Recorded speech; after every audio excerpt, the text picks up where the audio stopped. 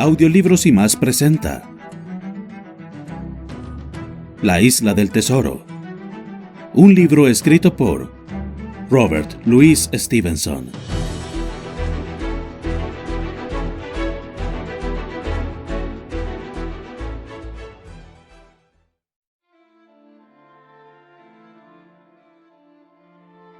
Quinta parte. Mi aventura en el mar. Capítulo 22. ¿Cómo empezó mi aventura en el mar?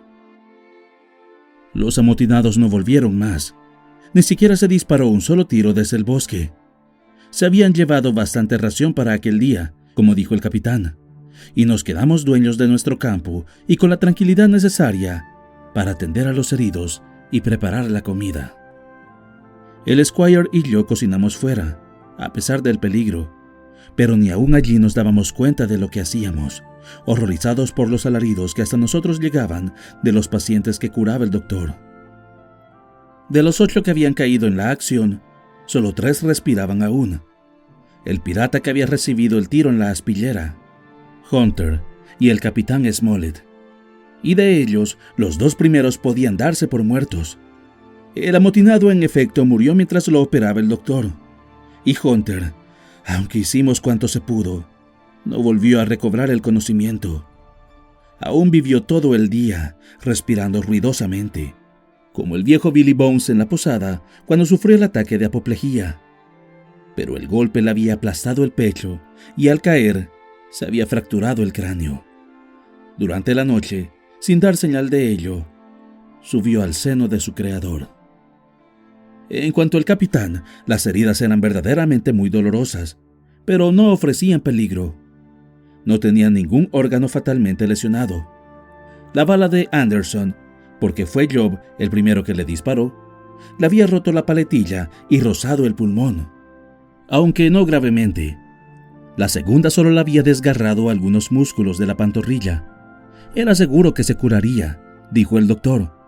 Pero entre tanto, y durante algunas semanas, no debía caminar, ni mover el brazo, ni hablar siquiera si podía evitarlo. Mi cortadura accidental en los nudillos no era más que una picadura de pulga.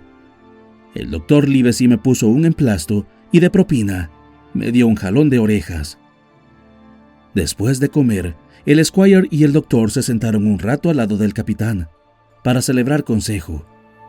Hablaron cuanto les vino en gana, y poco después del mediodía, el doctor tomó el sombrero y las pistolas, se ciñó un sable a la cintura, se metió el mapa en el bolsillo y con un mosquete al hombro, cruzó la empalizada por el lado norte y se puso a andar apresuradamente por entre los árboles.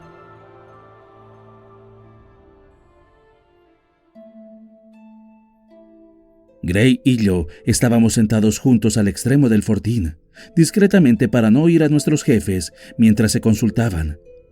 Y Gray se quitó la pipa de la boca y se olvidó de volver a chuparla de tan pasmado como lo dejó lo que acababa de ver. «Por todos los demonios», dijo. «¿Acaso se ha vuelto loco el doctor Livesey?» «No lo creo», le dije. «Se me figura que de toda esa tripulación no hay ninguno más en su sano juicio». «Bien, compañero. Puede que no esté loco, pero si no lo está él, una cosa te digo, debo de estarlo yo. Me imagino que el doctor tiene que tener una idea en mente, y si no me equivoco, irá a ver a Ben Gunn». Tenía yo razón, como más tarde se comprobó. Pero entre tanto, como en la casa hacía un calor sofocante y la estrecha faja de arena dentro de la empalizada ardía bajo el sol del mediodía, me empezó a bullir otro pensamiento que no era ni mucho menos tan razonable.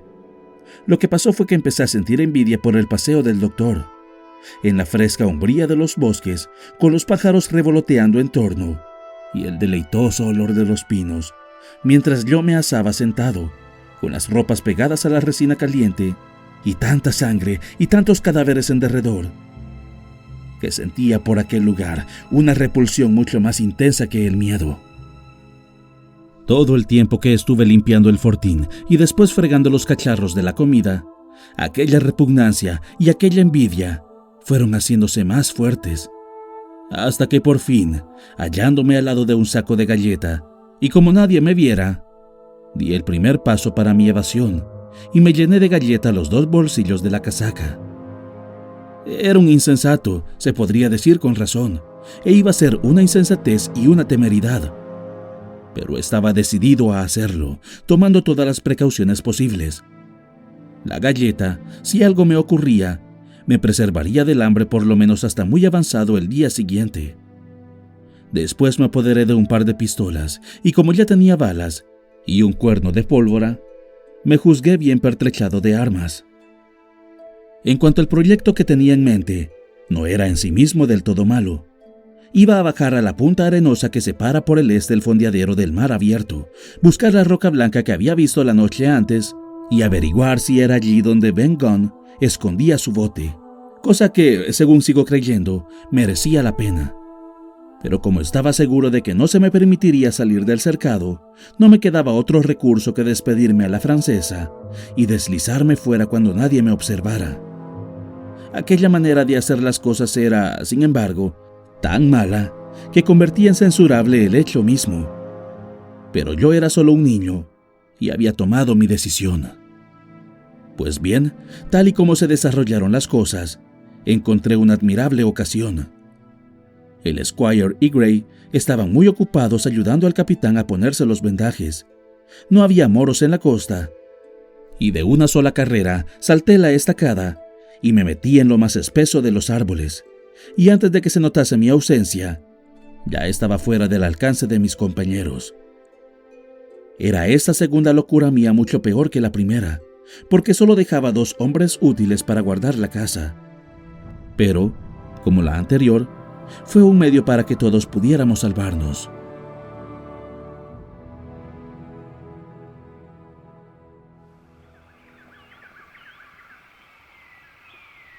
Marché derecho hacia la costa oriental de la isla, porque había resuelto bajar por la punta de arena, para evitar todo riesgo de que me vieran desde el fondeadero. Ya estaba muy avanzada la tarde, aunque con sol y calurosa. Y a medida que iba siguiendo mi camino por entre los ingentes árboles, podía oír a lo lejos, por delante de mí, no solo el continuo tronar de las rompientes, sino también una leve agitación del follaje y crujir de las ramas, que me indicaba que la brisa del mar se había levantado más fuerte que de ordinario. Pronto llegaron hasta mí bocanadas de aire fresco y unos pasos más allá, salí a la orilla despejada de la arboleda y vi el mar todo azul y resplandeciente de sol hasta el horizonte, y el oleaje agitándose y lanzando espuma a lo largo de la playa. Nunca llegué a ver tan tranquilo el mar en torno a la isla del tesoro. Podía el sol llamear sobre nuestras cabezas, no moverse siquiera un soplo de aire, estar la superficie lisa y azul, pero las grandes olas arrolladoras seguían rodando a lo largo de la costa día y noche con formidable estruendo. Y no creo que hubiera un solo sitio en la isla donde ese ruido no llegara. Seguí adelante, bordeando todo aquel oleaje con gran contento, hasta que, juzgando que ya había avanzado bastante hacia el sur, me arrastré cautelosamente guarnecido por unos espesos matorrales, hasta subir al lomo de la punta de arena. Tenía detrás de mí el mar, enfrente el fondeadero. La brisa marina, como si se hubiera agotado antes por su propia e inusitada violencia, había cesado ya, y en su lugar se habían levantado vientecillos variables y ligeros, del sur y sureste, que arrastraban consigo grandes bancos de niebla, y el fondeadero, al socaire de la isla del esqueleto, permanecía tranquilo y plomizo, como cuando por primera vez entramos en él.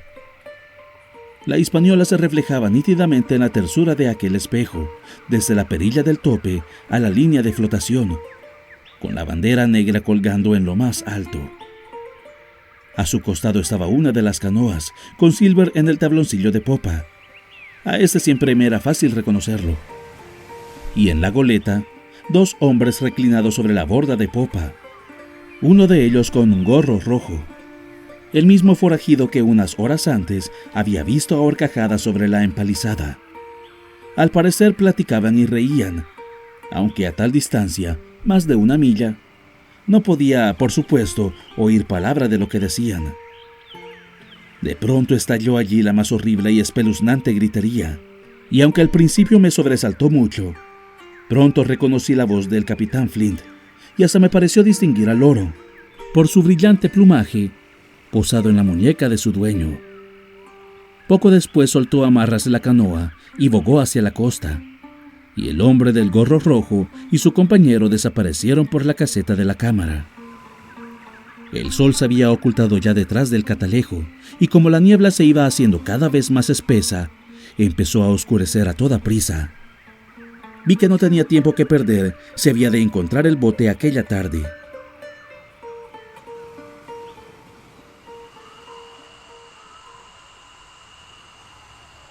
La roca blanca, que se distinguía muy bien por encima de los matorrales, estaba todavía a una buena distancia arenal abajo, y me llevó un buen rato llegar hasta ella, deslizándome algunas veces a gatas por entre la maleza. Casi ya era de noche cuando llegué a apoyar la mano en una áspera superficie. Junto a ella había una pequeñísima hondonada de verde césped, oculta por montones de arena y espesos arbustos, que por allí llegaban hasta la rodilla y crecían en abundancia. En el centro de la hondonada apareció ante mí una diminuta tienda de piel de cabra, como la que usan los gitanos en Inglaterra. Descendí a la hondonada, levanté la falda de la tienda, y allí estaba el bote de Ben Gunn, de confección casera, si algo ha habido que mereciera llamarse así. Un armazón de palos, tosco y torcido, cubierto de pieles de cabra con el pelo hacia adentro. Aquello era excesivamente pequeño aún para mí, y no concibo cómo podía haber sostenido a flote a un hombre hecho y derecho. Tenía una bancada puesta lo más bajo posible, una especie de codaste en la popa y un canalete o remo de doble pala como medio de propulsión. Por aquel entonces aún no había visto yo un coraclo, es decir, una barca en exceso pequeña como el de los antiguos bretones. He visto después uno, y no puedo dar más justa idea del bote de Ben Gunn, sino diciendo que era como el primer y peor coraclo construido por las manos del hombre. Pero al menos poseía la ventaja más saliente del coracle, ya que era sumamente liviano y fácil de transportar. Y ahora que ya había encontrado el bote, se creería que debía darme por satisfecho, por esta vez, en punto a travesuras. Pero entre tanto se me había ocurrido otra idea, con la que me había encariñado tan obstinadamente que creo que hubiera sido capaz de realizarla aún en las propias barbas del capitán Smollett. La idea era deslizarme, protegido por la oscuridad de la noche, cortar las amarras de la Hispaniola y dejarla a la deriva para que fuera a encallar donde lo tuviera bien. Estaba persuadido de que los amotinados, después de su derrota de la mañana, no tenían otro pensamiento que levar anclas y hacerse a la mar, y juzgué que era buena idea impedirlo. Y ahora que había visto cómo habían dejado a los centinelas desprovistos de bote, creí que podía hacerse con escaso riesgo. Me senté a esperar que oscureciera y me di un buen atracón de galleta. En 1000 noches no se encontraría otra mejor para mi propósito. La niebla había oscurecido el cielo. Cuando los últimos fulgores del día se amortiguaron y desaparecieron, una negrura absoluta cayó sobre la isla del tesoro. Y cuando por fin me puse el coraclo al hombro y salí a tientas y dando tropezones de la olla donde había cenado, solo quedaban 2 puntos visibles en todo el fondeadero. Uno era la gran fogata de la costa, en torno de la cual los piratas derrotados estaban de zambra y jaleo en la ciénaga. El otro, un mero borrón luminoso en la oscuridad, indicaba la posición del buque anclado. La Hispaniola había ido dando vuelta con la marea, y la proa apuntaba ahora hacia mí. Las luces que había a bordo estaban en la cámara, y lo que yo veía era tan solo un reflejo en la niebla de la intensa claridad que salía de la ventana de la popa. Hacía ya un rato que había empezado el reflujo, y tuve que atravesar una ancha faja de arena cenagosa, donde me hundí varias veces hasta más arriba del tobillo, para llegar al borde del agua que se retiraba. Y vadeando un corto trecho conseguí, no sin esfuerzo y con no poca maña, poner mi coraclo quilla abajo sobre la superficie del mar.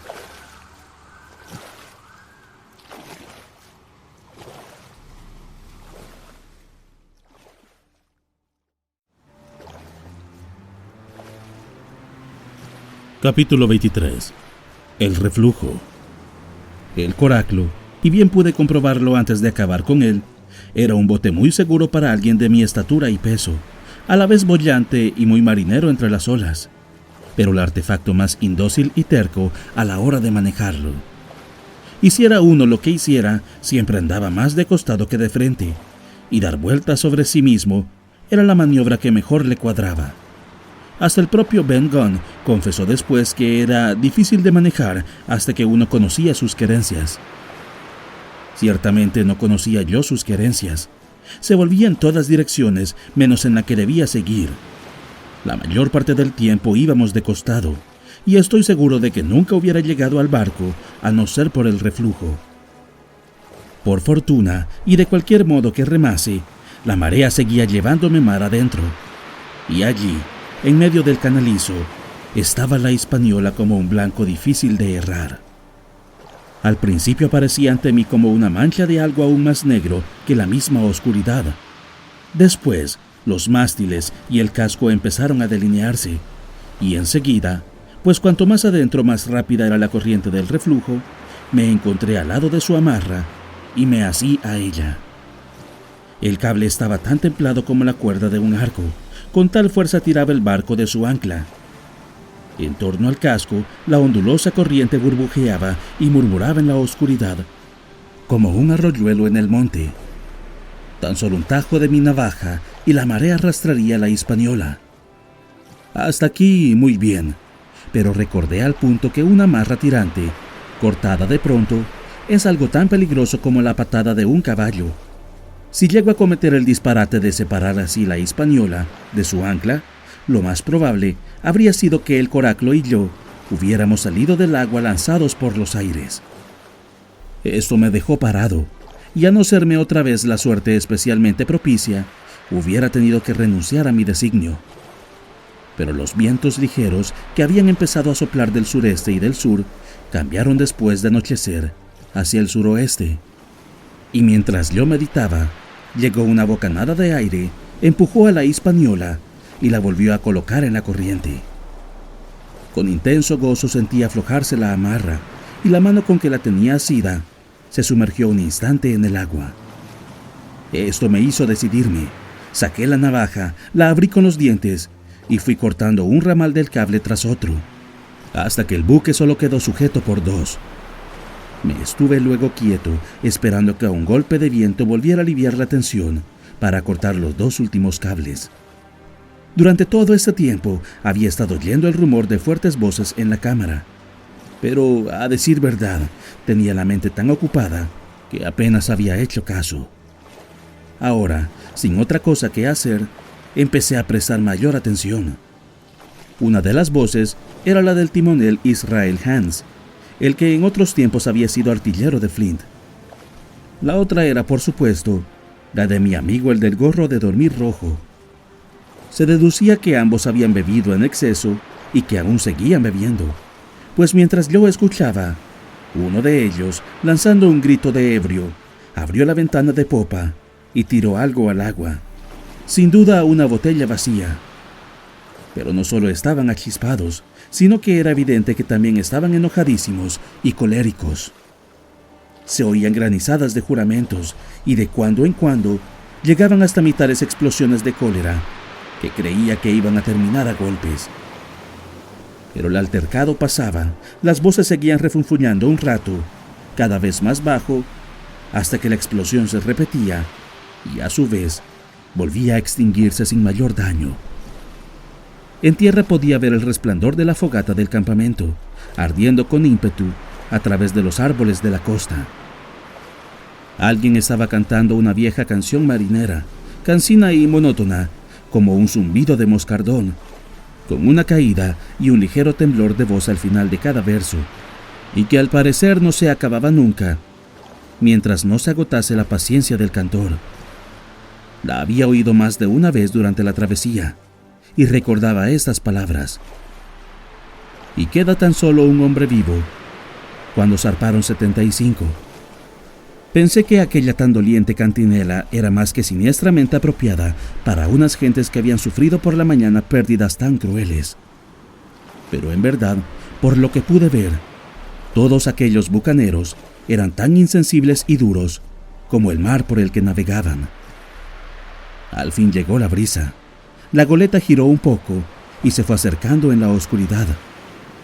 Sentí de nuevo que se aflojaba la amarra y con un brioso esfuerzo corté las últimas fibras. La brisa ejercía poco efecto sobre el coraclo y casi instantáneamente fui arrastrado contra la proa de la Hispaniola. Al mismo tiempo, la goleta empezó a dar la vuelta, girando lentamente sobre sí misma, impulsada por la corriente. Bregué con fiereza, pues a cada momento temía irme a pique.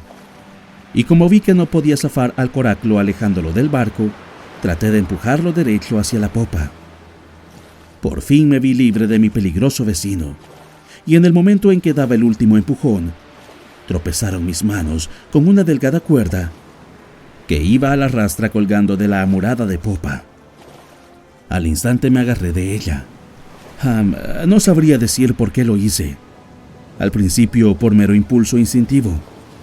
Pero una vez que la tuve entre manos y bien afianzada, la curiosidad empezó a sobreponerse a todo, y me decidí a echar una mirada por la ventana de la cámara.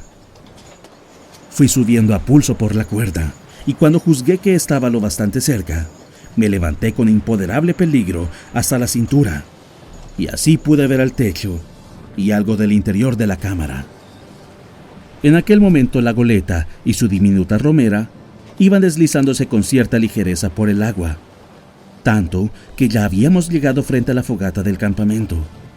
La goleta iba hablando, como dicen los marinos, muy alto, aplazando las innumerables ondulaciones con un ruido continuo de choques y salpicaduras. Y hasta que pude alzar los ojos a la altura del alféizar de la ventana, no llegué a explicarme cómo nos habían alarmado los centinelas. Un solo vistazo fue, sin embargo, suficiente, y solo un vistazo me permitía echar desde aquel inseguro esquife. Me dejó ver a los dos hombres abrazados en una lucha a muerte, cada uno de ellos con una mano en la garganta del otro. Me dejé caer sobre la bancada y muy a tiempo, pues estuve a punto de irme al agua. No pude ver otra cosa por entonces que aquellas dos caras enrojecidas y furiosas, vacilando de aquí para allá, bajo la lámpara humeante. Y cerré los ojos para dejar que de nuevo se acostumbrasen a la oscuridad. La canción interminable había terminado al fin, y toda la partida, harto mermada ya y en torno de la hoguera del campamento, había entonado el coro tantas veces oído por mí. 15 hombres en el cofre del muerto, yo ho ho y una botella de ron. La bebida y el diablo acabaron con el resto, yo ho ho y una botella de ron. Estaba pensando en los atareados que andaban la bebida y el diablo en aquel momento en la cámara de la Hispaniola, cuando me sorprendió un repentino vaivén del coraclo. Al mismo tiempo, la goleta se inclinó demasiado y giró rápidamente, y parecía cambiar de curso. La velocidad había aumentado entre tanto de un modo extraño. Abrí enseguida los ojos. Por todas partes a mi alrededor se alzaban olas diminutas y algo fosforescentes que reventaban con un ruido seco y crujiente. La misma Hispaniola, a cuya saga seguía yo en vaivenes, parecía vacilar en su curso, y vi que sus mástiles oscilaban destacándose sobre la negrura de la noche. Cuando me fijé más, supe que también la goleta se estaba volviendo hacia el sur. Eché una mirada hacia atrás y el corazón me dio un vuelco. Allí, detrás de mí, estaba el resplandor de la hoguera. La corriente había dado la vuelta en ángulo recto, arrastrando con ella la alta goleta y el menguado coraclo bailarín, cada vez más rápida, rizando más el mar y haciendo más ruido. La corriente iba haciendo remolinos a través del estrecho en dirección al mar abierto. De pronto, la goleta que me precedía dio una violenta guiñada, desviándose quizá 20 grados, y casi al mismo tiempo se oyeron gritos a bordo. Recios pasos subían por la escalera de la cámara. Comprendí que los dos ebrios habían interrumpido su pendencia y se habían dado cuenta del desastre. Me agazapé en el fondo del malhajado esquife y encomendé mi alma devotamente a su creador.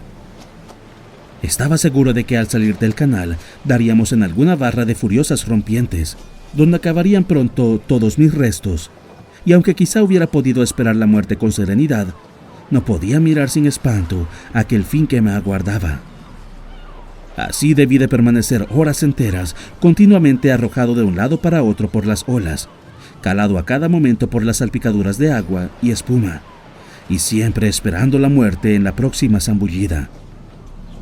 Poco a poco, el cansancio me fue rindiendo. Un estupor, un pasajero sopor invadía mi mente, aún en lo más intenso de mis temores, hasta que el sueño se apoderó de mí, y en el coraclo, zarandeando por el mar, soñé con mi tierra lejana y con el viejo almirante Benbow.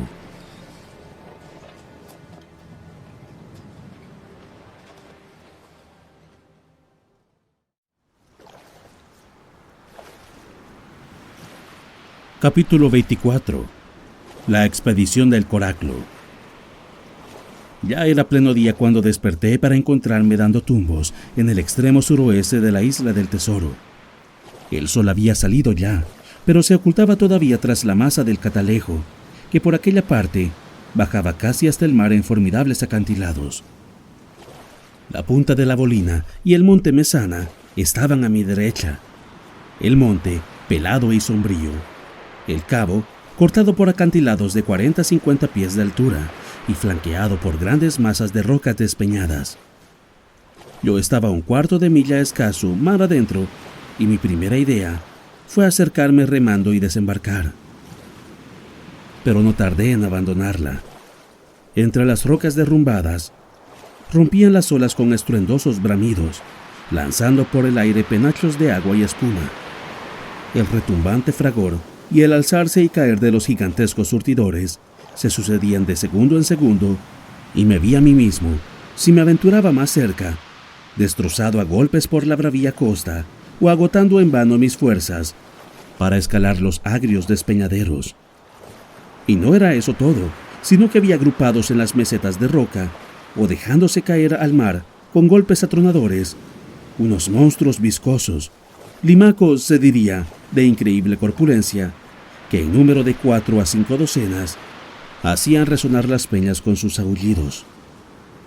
Después he sabido que eran leones marinos, es decir, focas inofensivas.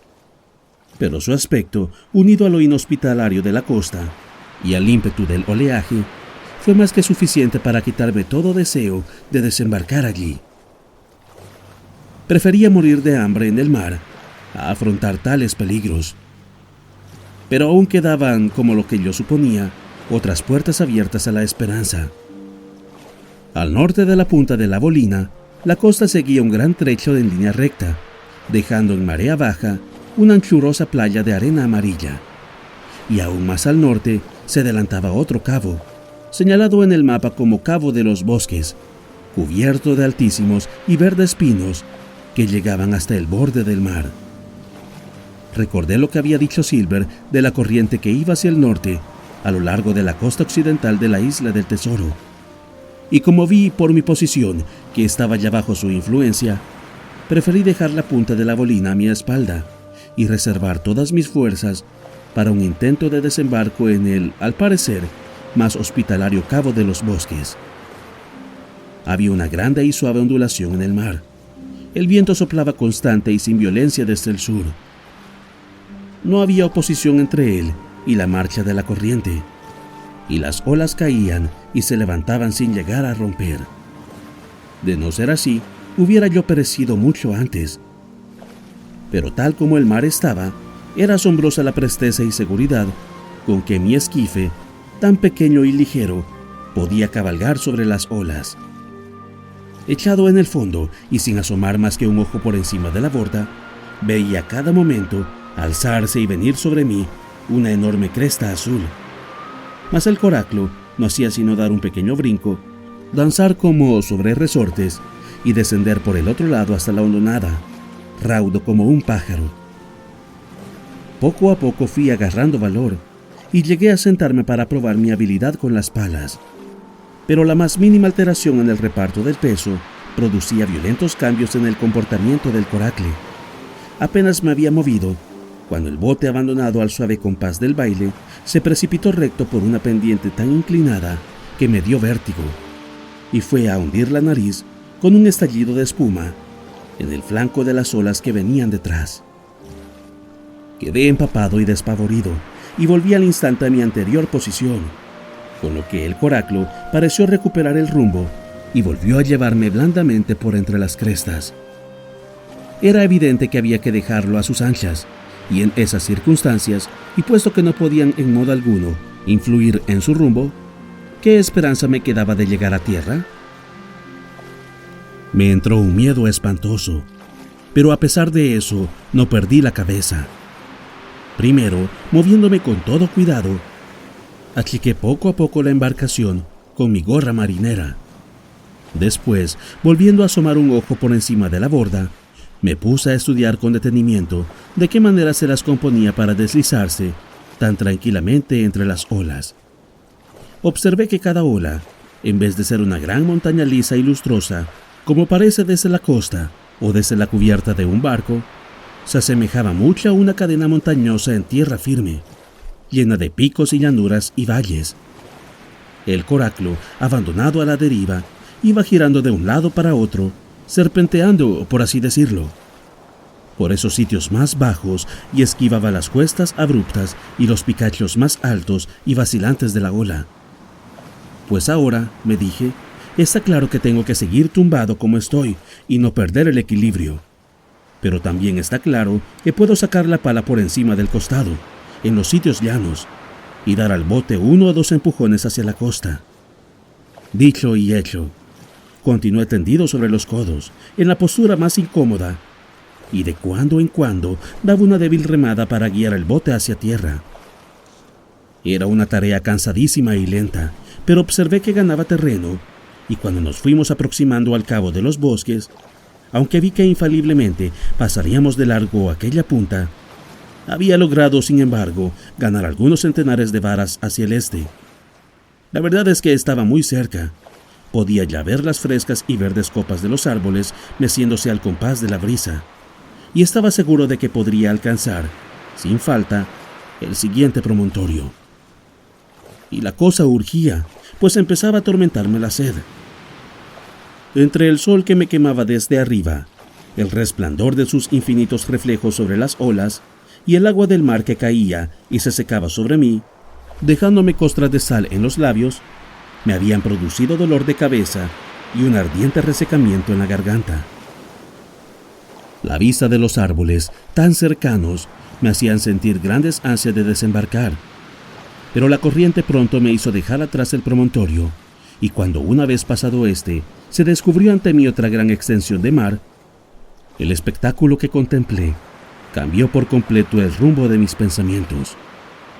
Frente a mí, a menos de media milla, divisé a la Hispaniola navegando a velas desplegadas.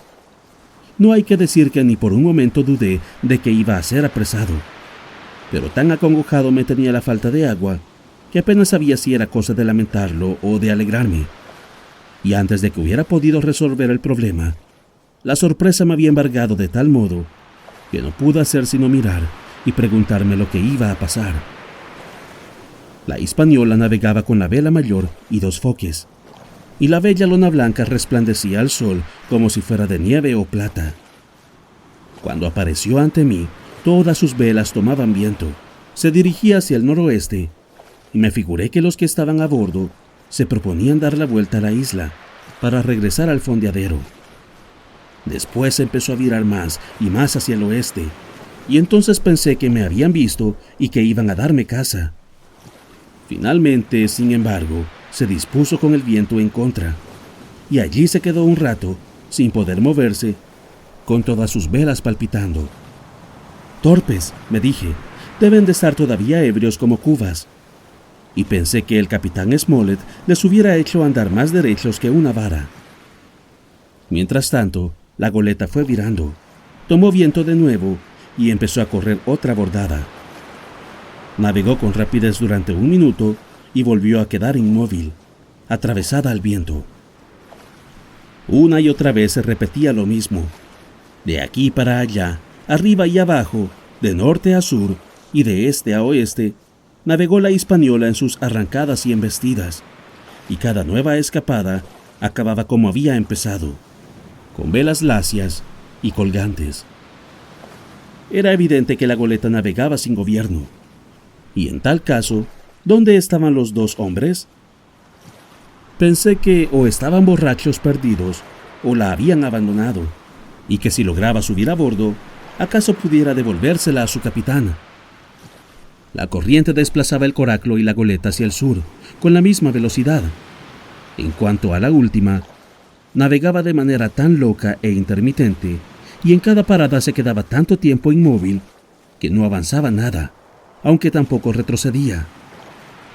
Si me decidía a sentarme y remar, seguro estaba de que la alcanzaría. El proyecto tenía un sabor de aventura que me seducía, y pensar en el tanque de agua junto a la escala de proa redoblaba mi creciente valor. Me incorporé y fui recibido, casi en el mismo instante, por una ducha de espuma, pero esta vez me mantuve firme y me puse a remar, con todas mis fuerzas y gran precaución, en pos de la errática Hispaniola. Una vez embarqué un golpe de mar tan fuerte que tuve que detenerme y achicar el bote, con el corazón revoloteándome en el pecho como un pájaro. Pero gradualmente me fui adiestrando y guié el coraclo entre las olas, sin más contratiempo que algún golpe fuerte de agua en la proa y las consiguientes duchas de espuma en la cara. Ya me iba acercando rápidamente a la goleta, ya veía relucir los cobres en la caña del timón, según giraba de uno a otro lado, y sin embargo no aparecía un alma sobre la cubierta. Había que creer que la habían abandonado. De no ser así, los marineros estarían ebrios en la cámara, donde acaso pudiera encerrarlos y hacer con el barco lo que se me antojara. Durante cierto rato la goleta había estado haciendo lo que era peor para mí, quedarse parada. Iba aproada casi al sur, dando por supuesto continuas guiñadas. Cada vez que se desviaba, el viento volvía a empujar las velas y nuevamente la colocaba en la misma posición. He dicho que esto era lo peor que podía ocurrirme, porque inmóvil como parecía, con la lona flameando con golpes como cañonazos y las garruchas rodando y dando bandazos sobre cubierta, el barco seguía alejándose de mí, no solo con la velocidad de la corriente, sino con el impulso que recibía del viento, que naturalmente era muy grande. Pero al cabo la suerte se tornó propicia. La brisa amainó durante unos segundos y la corriente empezó a dar vuelta a la Hispaniola, que giró lentamente sobre sí misma y acabó por presentarme a la popa con la ventana de la cámara todavía abierta de par en par y la lámpara aún encendida sobre la mesa a plena luz del día. La vela mayor colgaba inerte como una bandera. El barco no tenía más movimiento que el de la corriente. Hacía ya un rato que había estado perdiendo terreno, pero ahora, redoblando mis esfuerzos, empecé una vez más a dar alcance a mi ansiada presa. No distaba ya más de 100 varas cuando el viento volvió de golpe. Las velas se apropiaron de la brisa por la amura de babor y la goleta empezó a correr otra bordada, inclinada y cortando las olas como una golondrina. Mi primer impulso fue de desesperación, pero el segundo fue de intenso gozo. El barco venía dando la vuelta hasta mostrar el costado. Volvía y ya había cubierto la mitad, y después 2/3 y después 3/4 de la distancia que nos separaba. Veía el blanco hervor de las olas bajo su roda. Me parecía de inmensa altura, visto desde la baja posición del coracle. Y de pronto empecé a darme cuenta del peligro. No tuve tiempo para pensar. Casi me faltó para actuar y salvarme. Estaba en la cresta de una ola cuando llegó la goleta inclinada sobre la siguiente. El bauprés estaba sobre mi cabeza. Me puse en pie y di un salto con lo que hundí el coraclo bajo el agua. Me agarré con una mano al botalón del foque y afirmé un pie entre el stay y la braza. Y cuando aún estaba allí, sosteniéndome, jadeante, un golpe sordo me advirtió de que la goleta había embestido al coraclo y que yo me había quedado en la Hispaniola sin retirada posible.